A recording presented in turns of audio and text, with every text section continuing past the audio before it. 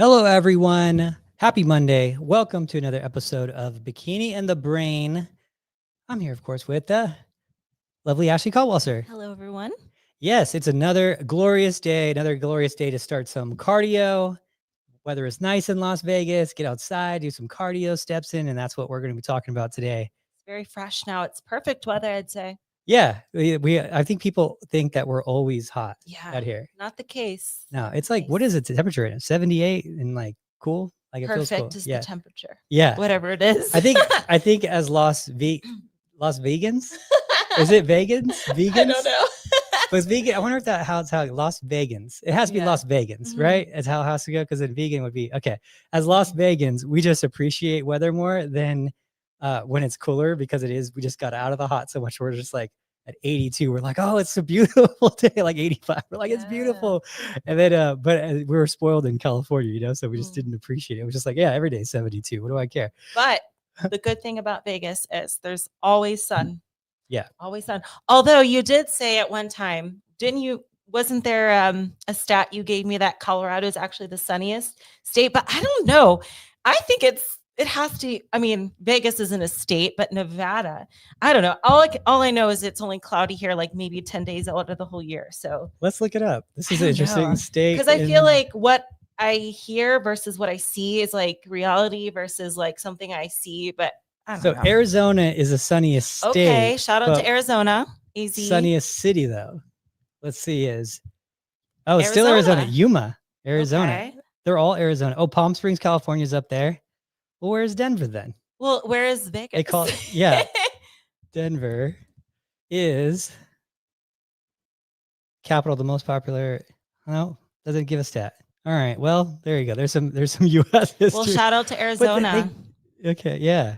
But they have the hottest too, though. That makes sense. The heat comes with the sun. Yeah, that's the price. There's no juice without a squeeze. Anything in the world, there's no juice without the squeeze.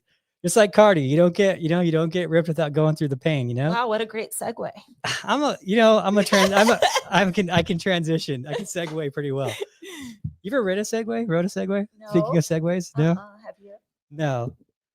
I would like to picture you like scooting through an expo or something in one. I would totally segue. Segue. Or go to a show with one, just being like, while you guys are doing your cardio and steps. I would ride a luggage. Have you seen those luggages you can ride? I saw a whole family at the airport the other day riding a luggage. It was fun. That's such a cool dad. He had like I don't know, 2 or 3 kids, his wife and him riding a luggage through the airport. Like, that's such a cool dad. Like, he probably bought it because he probably bought it like doing stupid things like I do, where it's like, it's one of those things you rarely buy. It's too much money and you shouldn't buy it, but it's just so stupid that you do it anyway because it's so fun for like 5 minutes and it's like a joke. And he's like, guess what I got, guys? And everyone, that's like so fun to do stuff like that. All right. Anyway, back to cardio. So today we're going to be going over, just some tips, tricks, things of whys of what we're doing cardio. Keep your comments coming in. We love it when you guys are contributing to this. And we'll jump right into it. So Ashley, why don't you go ahead and start this one? Yes. So cardio, let's talk about it, guys. Cardio, when it comes to training for a physique competition, like bikini competitions, cardio has a different purpose than, let's say, training for, I don't know, soccer or another sport, because we're not really that concerned about how far we can go. We're more concerned about how many calories we can burn. So we use it as a tool, okay, to get a little bit leaner, to improve your conditioning. But sometimes people can take it a little far, especially in the off season. And that's what we're here to talk about today. Yeah. So there's a lot of methods on cardio, and I think that cardio is definitely one of probably the biggest misunderstood things in the workout. I think everyone understands workout intensity, and getting someone to work out hard is just not a problem. They're just like, everyone works out hard. Everyone goes in the gym, they work out hard. They know what working out hard is.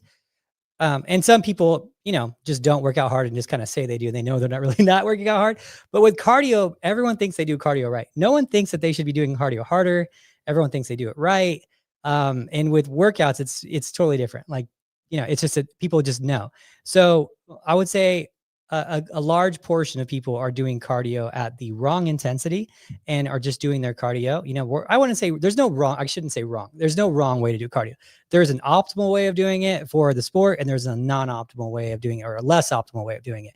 And I think that's where more people would fall into the line of that. So absolutely. Yeah. So when competitors do the cardio in the in season versus the off season, obviously it's going to increase. But the issue that a lot of people run into is when they think they have to do so much cardio in the off season to where now they're prepping for a show and they're too adapted to the cardio already, which means they have to do even more and more and more. So we really want to try to avoid adapting too soon to cardio. It will happen over time a little bit, but you're really putting yourself in a bad position when you're doing so much of it in the off season. Yeah, it's basically a think of it as, I always try to say, it's like bullets in a gun, right? We have a target we're trying to shoot with these bullets in a gun, and we have to kill this target, whatever it is. And let's say you're 16 weeks out from a show and you have, let's say, in a good prep, let's say you got 16 bullets. That's perfect. We have one bullet we can fire a week, right? And we might need to fire that one bullet a week, which might be cutting a little bit of calories would be one bullet. Adding 5 minutes of cardio might be another bullet. Like, we have just X amount of bullets that we can use. So you want to go into prep with a loaded gun. You want to go in as loaded as you can with this thing, so you can make sure to kill that target, and the target being show ready at the end of it, right? So you're going to week 1, things go good, great. We can save a bullet. We don't need to fire anything. Week 2, things are great, good. No, don't need to fire a bullet. We hit our target. We hit everything we need to do. Don't need to fire a bullet. Week 3, okay, things are slowing down. Let's fire it. Bing, hit a bullet, right? We got 15 left, right? So the problem is, what if you only started that prep with 2 bullets, right? Probably going to be really hard to kill that target if it's a big target, right? So but think of it as a big target. It's hard to get in shape, hard to get in show shape. So you have 2 bullets. So how are you getting those bullets? Well, one of them might be 5 more minutes of cardio that week, change in stimulus of the cardio. But we look at these things as mostly as like percentages, and when we look at show prep, it's always like a percentage, and you're shooting between like 5 and 15% adjustments. Usually depends on the person and their response. But if you're adjusting at, let's say you started your prep at, like, you're already doing an hour of cardio a day. Well, what's 15% of that? Well, that's 9 more minutes is a 15% of that. So now you go from, 60 minutes cardio to 69 minutes cardio, and then you do another 10% cardio, right? Or 15%. That's another, what is that? 7 plus 3. So another 10 minutes of cardio at that point, 11 minutes of cardio at that point. So now you're up to what? 81 minutes or 81 minutes of cardio, something like that. So, I mean, you could see it multiplies very fast when you start doing these small percentages. And it's like, at a certain point, it's just not worth it. And then at a certain point, you're doing too much cardio, where now you're wasting, you're potentially not recovering well. You're potentially time consuming, losing muscle. You're less likely to finish the prep. And then, you're building up more inflammation. You're doing more things for longer. So it's like, we want to make sure that we are in the off season, reducing that and loading bullets in that gun. Right. And that's the whole point of it, is resensitizing yourself to the cardio and stuff. So, yeah. So in the off season, I usually get to the point where I don't do any cardio at all. And that's a good place to be. That's the goal for me. I think a lot of people get confused or maybe a little concerned. They're like, oh, but what about your cardiovascular health if you're not doing cardio? And it's not, I'm still like lifting, I'm still working out. So it's not like I'm just sitting in a chair all day. Yeah. So, just moving around, it can be sufficient enough. Now, of course, everyone's a little bit different, and some people might be more concerned about the health side of things. So if you don't mind going a little bit in depth into what even just a healthy amount of cardio just for regular, I guess, maintenance, or any advantages of doing cardio, not just for weight loss purposes. Yeah, well, so generally, like in terms of heart health, it's recommended to do 90 minutes of cardio a week kind of thing. So, but what's cardio? That's what people don't get, So Yeah. Okay. In an ideal world, if you're just doing health, I would say anyone who just wants to stay healthy, I would just say, hey, do 30 minutes cardio like every day. Really. Like it's just good for you, to do that. If you're just talking about healthy, but we always have to remove ourselves from that bucket in bodybuilding. Cause let's just face it, bodybuilding is not designed to be the health sport. That's not the intention of it. It started as health and fitness, then it went to extreme body composition, and it's just a different thing. And it's like some things we do aren't going to be the most optimal for health. It's just getting that lean is not healthy for you. Getting shredded lean, like it's not a good thing for you. Your fats are low, your carbs are low, your reservation, your calorie reserves are low. That's just not healthy. And if you're doing bodybuilding for health reasons, like there's a point where it stops being like healthy. When you get past the point of just being fit, then it's like, and you're going to extremes. Well, now you're changing it. Now you're going past, okay, this isn't health and fitness anymore. This is extreme body composition changing. This is different than that. This is the extreme version of health and fitness, right? So, now, what is cardio? What can you get that cardio stimulus from? Well, if you're working out hard, especially big muscle groups like legs, you are getting a hit cardio. That is a hit cardio. That is going to keep you cardiovascularly healthy. If you're working out hard enough, the problem is most people don't work out hard enough to get their heart rate even up. But if you're doing, let's say, 20 sets a workout, 24 sets a workout on like a leg day, I mean, that's like 45 seconds of each time. That's like, if you're doing it hard, that's like 24 hit intervals, right?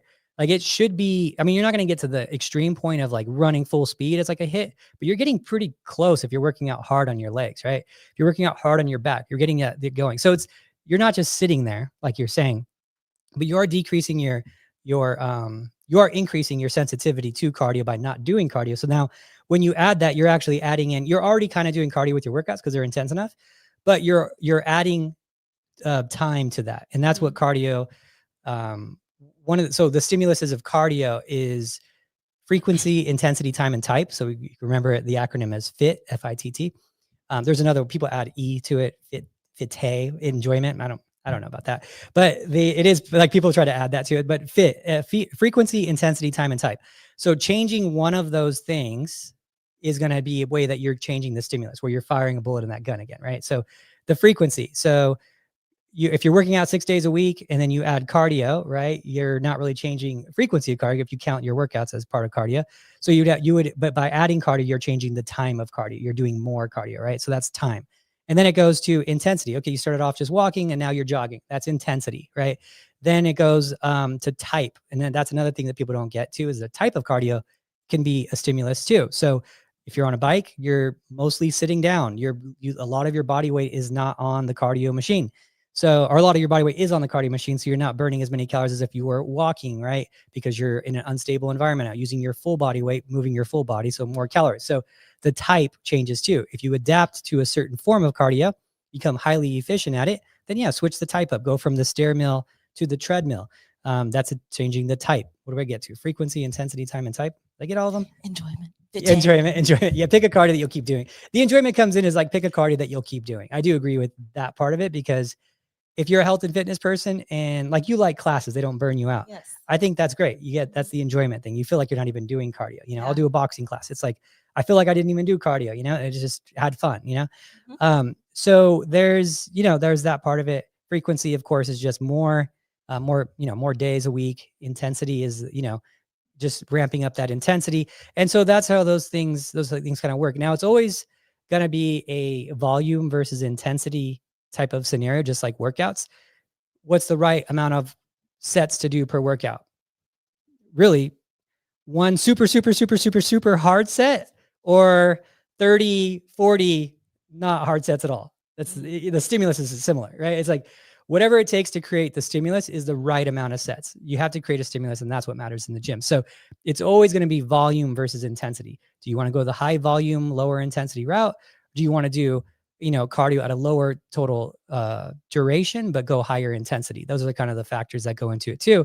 And that's where you see a lot of these people like getting into those really, really extreme times of cardio. They're just not going intense enough, So. Yes. Another thing that we should discuss is those people that, maybe a little more methodical, a little more regimented, and they use cardio as like part of their daily routine. And I get it. Like, I feel like I also do better with a routine, like a structure to my day. Okay, I go to the gym at this time, I do my cardio, and then I eat my meal, and then I go work out, and then I do this and that. So some people, it fits within their day and they just feel better and more invigorated and energized after doing it. And I totally get that. You know, and those kind of people, I would suggest, if possible, you know, maybe keep the schedule of it, but don't go as intense. Like instead of running for 30 minutes, walk for 30 minutes, or even just do a little bit of extra lifting or something like that with a lagging body part for 30 minutes to kind of fill that time gap. But I understand those kind of people exist, as well as runners as well, like marathon athletes that are also prepping for a show. And I know you've ran into a few of them throughout your days trying to prep someone for a show. And then they have a half marathon that they're training for, things like that. So we should also go into that as well. It is tough. It is tough. And I also, you know, do races. I did one last week in a 10K, Halloween themed 10K race. Did you dress up? No, no, I didn't. I was, just wore my regular schmegular clothes. But, you know, for me, that's a little bit different because I'm not training for the 10K. The 10K is my workout. Like the only time I run is that 10K race. The other cardio I do throughout the week is those workout classes I've been going to with Kimber, or I'll do a step mill, but I'm not actually running. And I'm not specifically training for that race. It's just part of my training. It's like a fun type of cardio to me. Yeah. It's like I sign up for it. I show up. I run the race. I'm there. I do it. It's an accountability thing. And it's like a different Orange Theory type of version. Yeah. So, you know, for me, cardio, it's much easier when I sign up for it. Like, because the thing about me is I don't cancel. I don't let people down. If I sign up and I commit to something, I do it. So I know that's my strong point. So if I commit to the cardio class, if I commit to the 10K race, I'm going to do it. But if it's one of those scenarios where I wake up and like, oh, should I do cardio today? I don't know. We'll see. Maybe after my workout. So sometimes those cardio sessions don't come to be. So for me, one trick I found is just signing up for it. I'm going to show up and do it. That's cool. Yeah. Kimber loves that. She actually, she's working there now. Yeah, she got like, she's going to do like 5 classes a week or something. I saw her do her testing, her so coaching testing or whatever. I think it's awesome. Let's, you know, do something, get your cardio in, spare time, have fun doing it. I think it's awesome. Yeah. So, yeah, that was pretty funny. Yeah, she was like, she came in, she was like, yeah, I'm going to work there. I was like, what? Why? She's like, it's something to do. It's fun. I was like, cool, do it, you know? So it's pretty cool. So just get a little workout too. I asked her what kind of instructor she was. I was like, are you like a mean, hard, like get up kind of instructor? She's like, no, it's pretty, you know, like move your ass. She's like, no, Adam. That's pretty funny. So that'd be fun. I used to teach those boot camp classes like at when I worked at 24 Hour Fitness. Like I would do them like, it was pretty rare. It was like once a month we do like a big boot camp, or we did those hit camp. You remember those hit camps we used to do too? Oh yeah. Those were fun. Those were actually really fun to like get in those like group environments and stuff. That was fun. The Denver days. Yeah. I remember the stairs and everything, doing cardio with all the other teammates too. I remember that. Yeah. Those were fun. And then some of the teammates, hey, I saw you guys cheat. Did they? They were supposed to go all the way to the top of the stairs, and they once they were out of view, they just really? Some of them. Oh, that was like 5 years ago. So Michael DeMarco. It's okay. It's total. I'm just busting your chops. Funny. But yes. Anyway, I derailed us here talking about my 10K races. Can you talk a little bit about those competitors that are also training for marathons, or maybe even CrossFitters might somewhat fall into the category as well? Go into that a little bit. Yeah.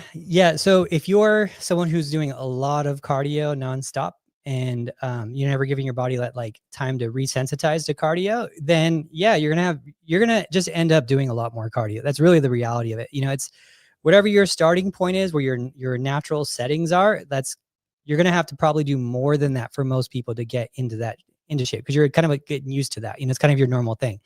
So it's not in every case, it's in some cases. And here's the thing, it's very per person too. Some people can do 30 minutes cardio all year and then go into prep and only end up at 45 minutes of cardio or something like that. And just because they just stay so lean the whole time.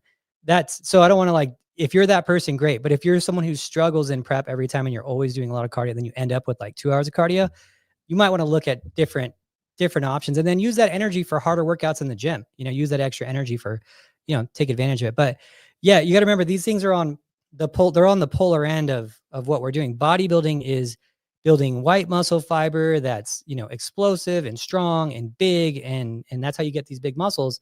And then endurance-based activities is, red muscle fiber that's able to, work with oxygen really well and keep your body going for long periods of time. And it's going to be smaller. That's why you don't see any jacked, marathon runners. They're all really skinny. They're all kind of skinny fat, for the most part. The good ones, a lot of them are like skinny fat, and it's just because they don't have a lot of muscle. Then they need energy reserves, So it's just kind of the ideal circumstance for that. For that is having a little bit of energy reserves. They're never fat, just not tone, and having low muscle, but the muscle's really good muscle. It's just really, it's able to absorb oxygen for long periods of time. It's not going to wear you out. It buffers lactic acid really well. It's like, it's just very good in moving, but it's not very good at lifting and being big. And so it's like, if you want some great glutes, probably endurance running isn't going to be the thing for you, because great glutes, great hamstrings, that's like white muscle fiber, big stuff, strong, powerful, not move for long periods of time type of thing. So, you're going to look the way you train. So there's no way around that. It's tied to it like white on rice. You can't change that. It is what it is. You cannot look different than the way that you train. So if you're an endurance runner, you're going to be training like an endurance runner. You're going to look like an endurance athlete, and that is how you're specifically going to mold your physique. So if you're trying to do two things at once, it's going to be very difficult to get this result doing this practice. So so it's just something you take into consideration if that's what you're doing.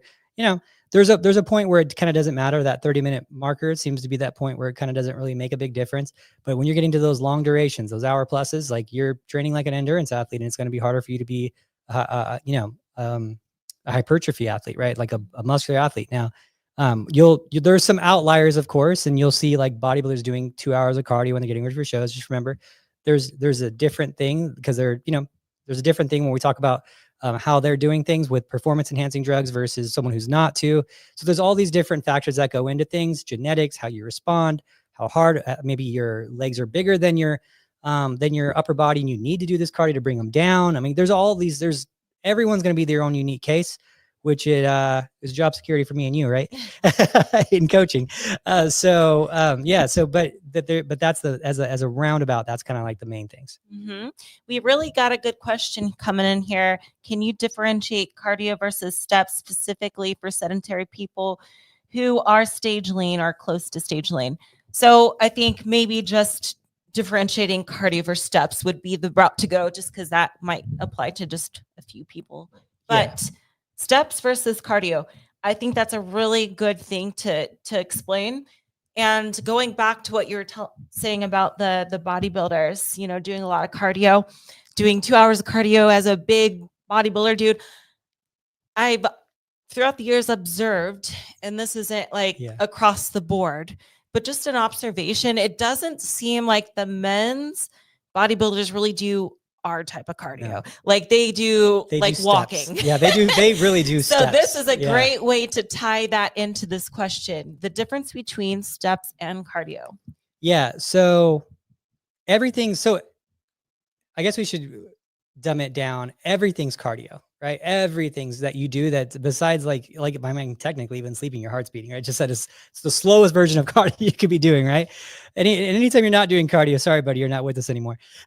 So when you're talking about steps, yes, you're increasing. How do we explain this? The lower the intensity, the higher percentage of fat you're using for calorie burning at that point. So the actual highest amount of fat you use during the highest amount of fat percentage wise you use is during sleep. So like if you're to look at any point of like percentage of fat I'm using for energy, the highest is sleep. It's just crazy because your body wants to use fat as energy. The problem is that you're burning calories so fast when you're doing cardio. It takes you're burning more calories than the body has time to use it from fat. So it takes too much time to oxidize it, get it ready to be used as energy. So it's like, okay, can't take up any more fat. We're moving too fast. Glucose, let's use glucose, right? Glycogen, let's burn up some of these carbs. You have a lot of glycogen in your body. It's not able to take out all that fat as fast as possible. Now, so that's the reason that bodybuilders will do that. They're just going to spend 2 hours of cardio on the cardio machine. But they're also doing performance enhancing drugs, which is going to free up fat much faster than a regular person. You know, when you're going into the gym with like 4 or 5 different things, where it's going to free fat up, you're going to be able to use it as energy, and you're going to make sure that your body doesn't attack any of the muscle, and you're actually like you're completely protected against losing muscle, and all this fat's available. Yeah, just walk, just sit there and walk, because the highest percentage of fat at that time with you doing low intensity cardio is going to be like the highest amount of calories you can burn is going to be low intensity. Now, for bikini athletes, like 90% of them are not doing that type of thing. So you're going to get it's different. You want to burn more calories. It's like the whole goal is to burn a lot of calories, right? Let's burn as many calories as we can, so that creates a bigger deficit throughout the day. The way we're maintaining our muscles by working out really hard, it's a different scenario, right? Because chemistry is not as involved. So that's where you run into that. That's why you see that from like, you'll see pro bodies that just walk, and it's like, well, there's something different going on there, right? So yes, will it work for a regular person? Yeah, it'll work for a regular person too, but there is a big difference. It's a funny thing if you think about it, how sometimes people will think bikini athletes don't train hard because they're not like lifting the heavy weights for a long period of time. But I would combat that and be like, you know what, though? Our cardio is harder than you guys just walking. How nice would that be? Yeah. Just walking on a treadmill. I think the other factor too is that the heart for a bodybuilder is working so much harder already all the time. Yeah. And it's going up the steps and stuff. Geez. Yeah, it's unfortunate, and this is why bodybuilders don't live as long. It's very unfortunate, but the reality is it's like it's not easy on the heart to pump blood to that much muscle. Even if they're like weren't taking anything and making it worse on them, just pumping blood to that much all the time is hard. So when they do steps on cardio, like just walking, like they're pumping blood to like 2.5 a U, with the same, like a little bit bigger of a heart, right? That's so much work, right? Can you imagine that? It's like heart's a little bit bigger, but there's 2.5 a U, right? That's like boom, boom, boom, just pumping. So it's putting an OT. Yeah, just walking is like in terms of like relative output, it's probably like you running, like running, right? It's like, so yeah, physically not that hard. On their body, on their heart, it's like just like you probably jogging like at a pretty good pace. Isn't that crazy? Yeah. Just because they're just so big, so we got to get blood to all that stuff. The heart doesn't, it's not like it grows in proportion of like, and if it did, it's not good for it, right? So it's like, it doesn't like, this is a big guy. It's the same size heart he had when he was like the regular guy. It's like when he was 180 pound walking around guy, he has the same size heart, but he's 280 pounds now. It's like, it's crazy to think about like how hard that is. So yeah, so for them, it makes a little more sense in that perspective too. But when we think about steps as like a regular person in prep, I don't really care. The step count, I just want it to be consistent. That's the thing. I just want the steps to be, and people do a different way. I have friends who do coaching and they do pure steps throughout the cardio. They'll say their cardio steps are different steps than their regular steps. So they only count steps during cardio, and they say they want them to get to X amount of steps, which is cool. I get it. And so it's like they can do it however they want. They can move their feet really fast and go running and get in 1,000 steps, or they can walk really slow and get 1,000 steps. And that's going to affect the duration and how they want to do cardio. So I think that's kind of cool, a cool way of doing it. I take into account steps because I just don't want them to slow down their steps. Mm-hmm. So when they're in prep, if they start at, let's say, 7,000 steps daily, I want them to continue getting at least 7,000 steps daily. I don't want to see, oh, I got tired and now I sit on the couch and now I only get in 2,000 steps, but I'm doing 30 minutes of cardio and that's why I'm not doing any steps. So I'm like, no, you still get your 7,000 steps a day like normal, because now otherwise the cardio is going to kind of just match what you were already doing. And then I'm not getting that extra stimulus. The point of the cardio, adding cardio, is it's now a stimulus on top of your steps. So I don't want to decrease steps just because you're now doing cardio. So I want that to be I want it to be in conjunction. So I'll count the steps as separate as the cardio personally. Yeah. But there's really no wrong way of doing it. If you're moving, you're going to burn calories. If you're burning calories, you're going to get lean. If you're burning more calories than you're eating, right? So there's no like wrong way to technically attack it. Personally, I like to go an efficient route. So the lowest amount of cardio, the highest amount of calories, create the best setting going into a prep, and then have them the least discomfort as possible. Though that's not always going to work out the way you want it to, you know? Mm-hmm. But yes. So hopefully, Nicole, that answers your question. She asked about that earlier. And thank you, Lydia, for the nice words. I appreciate that. I like what you said there about kind of separating it, because I would think that's a good idea as well. And especially as we're approaching the winter, if we're not paying attention to our step count, it's almost guaranteed to go down in the winter because of a few reasons. One, it's colder outside. So especially the people in the colder states, you're not going to want to go for your evening walk. You might not even want to go and get your meal every day. You might get it once a week if you have to walk because it's cold. And another reason is because the days become shorter. Once it gets dark at 5 p.m., you're less likely to want to go out and do things. You're more likely to stay inside and call it a day. So keeping track of your steps throughout the year, whether you're in season or off season, I think is a good thing. Just don't let it like consume you. Don't over obsess over it, but just, have a realistic goal to hit every day. I think, that's not asking for too much. Yeah, I agree with you on that. My step count goes down during the summers and poker tournaments. Yeah. the summers are brutal. I don't want to do anything. Like it's it's for us, it's the opposite. Like, oh, it's too hot. We got to stay inside. Like, I don't even want to go out. Like, I feel like, I remember there was a time there's summer where I had to do it was like in the middle of summer and I clean up the dog poop, and I was like, I was out there because it's finally wasn't 110. And I was like, man, there's a lot of dog poop.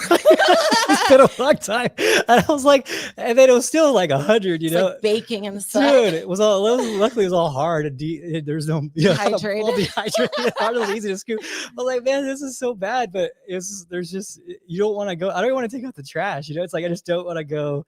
But it was the same way for me in the wintertime. I was like, I could go one more week without taking out the trash, But just little things, you just don't move as much when it's like that, walking from the house to here or something like that. Those little things, or even parking farther away. You might circle the parking lot just to get that parking spot that's the closest, just so you don't have to walk in the cold or the heats. So things like that can, whether we realize it or not, it probably has an effect on our overall step count. Just those little things throughout the day that we avoid doing. Yeah, it does. And it adds up, it adds up to your total step count being down for a period of time throughout the year. So, yeah, but no excuses, right? We're no excuses peoples. We should get our step counts in. I know. So, yeah, mall walkers. I love the mall walkers. See the old people mall walking? I think it's so cute. Did you see the video I sent of somebody getting their 10,000 steps in a 2x2 foot closet? See, look, they did it. That's crazy. Or it's a bathroom, actually. It was a bathroom. That's but crazy. Yeah, just a little area getting their steps in. That must be hard. That one would be hard. Yeah, I don't recommend that. I don't think that's very sustainable, but it's possible. Yeah. Possible and sustainable, two different things. Sometimes I run into clients that surprise me with all they do and be like, hey, I'm on a cruise. And then I'm like, all right, and I tell them, hey, I don't want to a client on a cruise. I'm like, I don't want to restrict you to the point where you're in prep and you're you're just enjoy yourself, be smart, make conscious decisions and we're just trying to try not to gain a bunch of weight this week. You gain a pound or two, whatever, we'll lose it, whatever. I try to be realistic with it. And then sometimes they'll come back from the cruise and progress on their check-in and be like, yeah, I worked out 7 days. I ate perfect up. I'm like, how did you do that? Great job. Hats off to you, But yeah, it was available. There was chicken there and I just didn't eat all the crap. And I was and I worked out 7 days. I was out there. I actually worked out more when I was out there. I was like, good job. It's sometimes they're like, wow, dude. Even at my most dedicated, I was a little looser than that, that's so good for you. And that'll be people that are not even in prep. They're just in their off season sometimes. And I'm like, man, these people just knock it out sometimes. It's pretty cool. Yeah. So I don't want to set that as a bar for people. Right. I don't even think I could do that. Dude. Yeah. I mean, I work with people who struggle with staying on plan and people who you just tell them to eat air and they'll be like, no problem. Air this week. You have all types, So it's fun. It's fun to work with like the different personality types for sure. So speaking of different like personality types, there's, especially in the off season, there's a little bit of a give and take whether to do cardio or not. So I always say pick your poison in the off season or in season for that matter. It doesn't matter. But for example, Kimber will enjoy meals in the off season. She'll go out to dinner with you a few times, get a more little loosey goosey with the diet, enjoy the treats that she didn't have in prep.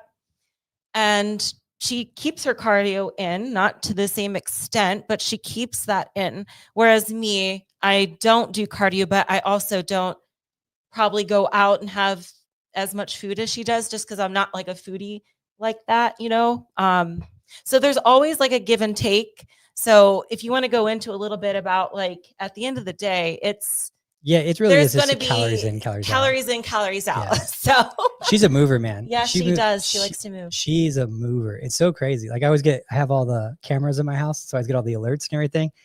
And I'll get like probably 3 today because she's just like, we have this like in our block we like drove around it. It's exactly like 1.1 miles around this one block. Okay. And I'll just see her go out the camera, right? Because I'll get the alert. And then I'll see her, 20 minutes later, like doing 2 laps. Like, it's just like, oh, I was bored. I went and walked, got like 2 extra steps. And like, she's a mover, man. Or she'll just go downtown. She takes the monorail and goes downtown and just walks around the strip all the time and then comes back. So yeah, I do that sometimes too, just a strip. I can't walk in a circle on the block, Yeah, it gets a little boring. It gets a little boring. I'll take the dog with my skates. I'll go on skates with the dog on the leash. She pulls me. That's pretty cute. It's yeah. She's a lazy dog, man. She's like kind of energy sometimes, but she'll pull me for like half a block and then be like, all right, that's good. And then like just slow walk. She's a little lazy, chubby dog. She ate my breakfast the other day. I was so pissed about it, dude. She ate my whole breakfast, dude. She's only like 32 pounds. I was so pissed. What was it? It was no more food too. There was no more food in the house. It was like Kimber was like, oh, I'm getting groceries today. But I cooked you. Like she always like Kimber's an awesome wife. She like cooks breakfast, gets coffee every morning, all that. And she makes me right now I'm eating turkey with 2 eggs, tacos in the morning, right? These 2 tacos in the morning. The dog ate your tacos. Two human-sized tacos, a 32-pound dog. And I'm like, Kimber's like, hey, I gotta leave early. I put breakfast on your desk. And I was like, so I wake up, I do my check, like so I have all my clients, I have them check in by 9 is like my thing, Pacific. And then I wake up at like 6:37. I get to my check-ins. I'm try to get done with my check-ins, get it right to them. I want to get back to them as like before the morning's over. I think that's like an awesome thing to do in coaching. Like I hear about these clients that wait 2 days for their coaches. I'm like, you check in by 9, I'll get it to you by like 10 a.m., And you're making me look bad. Well, I wasn't always as good, but I like to go about my day after that too, So it's kind of my thing too. Like I also want to enjoy my day after that. Yeah, I get like anxiety when I have a client check in and I'm out on town or out somewhere and I see it and I'm like, I haven't got back to them. Yeah. And it like sits in my head and it weighs on me and it makes me anxious. So I'm like, hey, you check in early, I'll get back to you within like a couple hours really. And but there's a trade there. You got to check in by 9. Yes. So the and if there are days where I don't, I'm lazy, I just don't get to it in time. But for the most part I do that. Anyway, so she puts it on my desk and then I'm like, cool. And I don't know, it took 5 minutes, 10 minutes, and then I went up on my desk and then it's not there. And, this has happened this week. And then I go downstairs. Sometimes she leaves in the microwave, right? And I go to my microwave, it's not there. And then I'm like, well, maybe she left it in the pan. So I'm like looking all over. And then I go back in the house. I go in the bathroom. Maybe she left it in the bathroom, right? Or whatever, like something. And I'm looking all over for this breakfast, right? There's no food left because she had to get groceries. And because she was sick, so she didn't have like ample food because she didn't go to the grocery store. And I'm like, then I what the hell is this food? I'm getting mad at Kimber. I'm like, she just forget to make my, like, she wouldn't tell me she made it. So I look behind my door because my door is open. The dog, actually not stupid dog, really smart dog, took my breakfast off the table, off my desk, and then hid my plate behind my door. The plate? I don't know if she pushed it there on accident. It just happened. That is smart. Or happened to like, it just happened that way. But the plate and the spoon were both behind the door. Like when you close the door, like we're behind it. And then I went up in my office and she looked at me when I went in my office and she ran out and was waiting outside in the backyard. So she knew what she was doing. I was so mad. And then Kimber felt bad. It was during a class and she's like, I couldn't even concentrate my class. I know you're hungry. I went out and just got an egg bagel. But I was so mad. Oh my God. So mad. And I was like, I can't believe it was $15. I was like, I spent $15 on this because this stupid dog. And then I was so mad at her the whole day. And I was like, you're not eating anything else. That was so much food for that little dog. Anyway, 32-pound dog. An invasive species, man. Well, what's crazy is she's so spoiled too. Like she eats regular food. Like we cook her regular food for her food. Like we don't get dog kibble. We cook like, we make like, we meal prep it in a crock pot with like, organ meat and all this other whatever. And then she just ate breakfast, which is already so spoiled. And then she ate, like, it's so much food. Like it's more food than I would eat. It's 2 breakfasts in like 30 minutes. It was so bad. Dang. Anyway. Well, my cats have never eaten my breakfast. They don't ever eat it? No. She's stolen a few things off my desk. Yeah. It's a little sneak, man. Anyway, that's my dog story, but she's my little buddy. So what are you going to do? She sits on my feet, all check-ins. She has to be touching me in the house. Has to be touching me. Like, no matter where I'm at, has to be somewhat touching me. It's so crazy. Anyway, that's that. How do we even get there? I get so derailed. I don't know how that happens. I'm sorry, guys. It's okay. It's a fun story. Right? Our viewership is going up with that. I think people are dog relating, or they're saying, man, I'm not going to get a dog. Well, man, if they like the dog stories, that I got to say that video I sent you today about those, I don't, I'm not like a super dog person, team cat over here, but the mops. Did you see the one with the mops? I haven't seen the mops. They're chasing mops.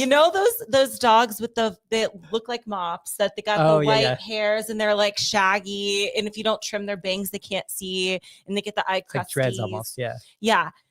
Someone was so clever, and for a Halloween costume, one was a dirty mop and one was a clean. The clean mop was like the white one, and then the dirty mop was like, it looked like dishwater, and they had like sticks on them, and they were like put them like near like the yellow huge janitor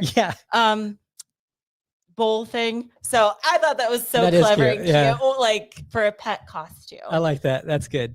Yeah, the dogs were mops. I've been seeing, so cute. I've been seeing the costumes as the boyfriend girlfriend costumes, and the girlfriend will be filtered. It'll say a sign that says filtered, and then the guy will dress just like the girl. It'll say unfiltered. So like a Snapchat or something. Yeah, basically you're the pretty version, right? And I would dress exactly like you, and I would say unfiltered because it's like what I really look like. That's clever. That's really clever. Which is like the reality of like so much these days. Very true. That's so funny. So what do we got left for cardio? Are we just gonna go into stories? I think we're good. On stories or on cardio? Are we good? We're good on stories. I think they're like, okay, whatever. That's enough now. We had a moment, guys. We had a moment. That's enough. People need to get to know how we really do our life. Yes. So, question, Adam. When it comes to if you're doing too much, how would someone know this? Like, what are some telltale signs that maybe they should back off cardio, perhaps try a different stimulus if needed at all? Well, I would say it's pretty rare someone wouldn't know that they're already doing it. But I will say is if yours, and it's honestly like that's the problem with bodybuilding, right? Because everyone's so unique and responsive in different ways. And that's where, a good coach will figure it out. But the reality is like, there's no wrong way of doing it. You could even be that girl who always does an hour of cardio every day and still maybe you do really good with that. And you just always look good. You just keep your muscle.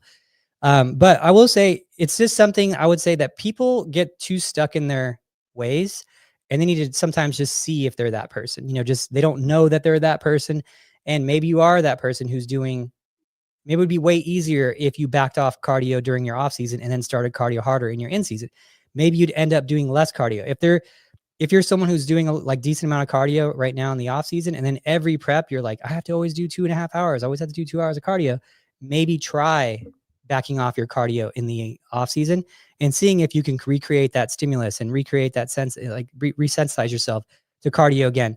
And just try. If I would say that if you're ending up doing a lot of cardio every prep, you're doing, a good amount of cardio in the off season, that's at least try it, see if it works for you. Cause it's probably going to be the scenario for a lot of you. You're going to at least have finished with less cardio in season if you are doing less cardio off season, almost always. So, Yeah. So I would say try it. And that's the thing. Most people just don't try. They get so stuck in their ways. They don't try. We're afraid that like if they stop the cardio or reduce the cardio that they're going to gain a lot of weight or something. You're gonna have to eat less. I mean, if you're moving less, you're gonna eat less. That's it. It is what it is. Take your poison, you know.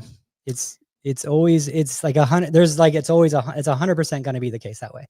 So yeah, I mean, it's just always, yeah, you got to pick your poison. Like you said, Kimber she'll eat a little bit more. And it's really, and it's not a lot. You know, you don't get a lot more just because you're doing more cardio. I mean, like I'll say, for example, her meal plan is very clean, but she'll do like maybe a dinner with me once a week and then maybe like a dessert. And so what is that? An extra 1,800 calories ish, 1,500 calories ish. And everything else is pretty clean, you know? So like, that's kind of the allowance, like for the extra calories. It's not like you're burning 10,000 extra calories, you know? So it'd be very hard to do that. Yeah. Don't think it's pure freedom because you're moving a little more. It's like a little bit more freedom, a little bit more calories, you know? Yeah. So, and just like a rule of thumb, and this is not precise. And of course, if you have a tracker, it will probably give you the answer you're looking for. But usually I've noticed, just because I've tracked it while I run, walk, or whatever, usually if I run a mile, it equates to 100 calories. So like, it kind of sucks to think that like, oh, cool, I ran 2 miles just to burn off a granola bar or something like that. I don't know. To me, it's like insane when you think about it like that. And of course, that's just not precise. It's rule of thumb, just like a measurement. But for your weight. I think a lot of people think that they're burning more calories than they are doing cardio. But once you get that tracker, you're going to see like, oh, it's not the case. It's like, it's like a punch in the stomach when you realize how much,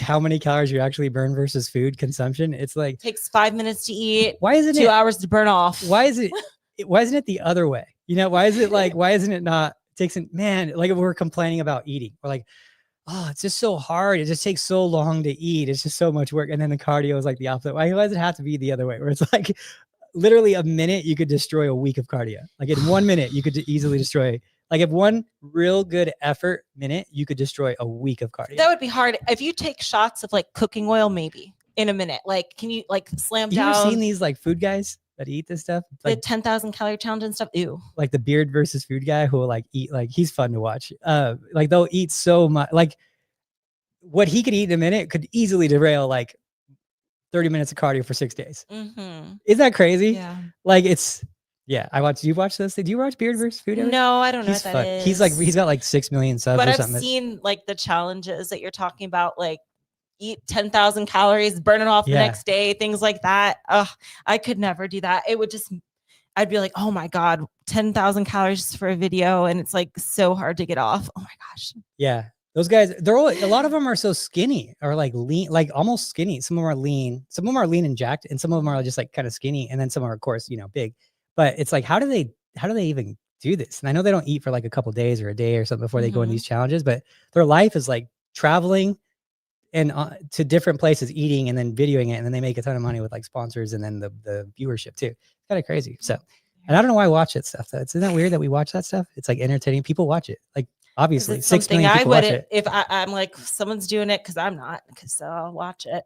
Yeah, it's kind of crazy. I won't do it. So I wonder if that's the same thing with like bodybuilding too. We don't have the same audience, but people do watch it because it's like, it's one of those things. Yeah. One of those like you could never do. Yeah. You watch someone else. We watch people, it's not always, because you see when you go to these bodybuilding expos, not everyone in the expo is like a bodybuilder, but they watch it. Just like I'm not a food eater guy, but I'd be like, oh, that'd be cool to meet that guy, So, you see it a lot, like when you see like, and I appreciate it too, the guys that watch our podcast, like a lot of guys will watch our podcast. It's so cool. Hey guys. And they're like, oh no, I watch it every Monday. And I'm like, really? And it always catches me off guard at first. I'm like, you? Yeah. Are you sure? Not because your girlfriend listens to it in the car and they'll be like, no, I like it. Yeah. And like, it's just, all right. they're getting, I mean, the tips apply to both, so the tips, I train guys. So it's like the tips apply to both. So it's like, it's just one of those things, I guess. So, but anyway, I guess with that, are we done with this? So I don't think we're done. I think we can go and do our cardio now. No, I'm not doing I'm not doing cardio. It's crazy. That's like crazy, Ashley. I know. What was I thinking? I will eat less. I will eat less. I'll work out hard and I'll eat less. All right. Well, because I'm in my off season, There you go. My settings for in season are so good right now. They're so good. They are good. You're putting yourself in the best position. I'm just loading the gun, baby. Just loading the gun. All right. We'll talk to you guys later. Thanks so much.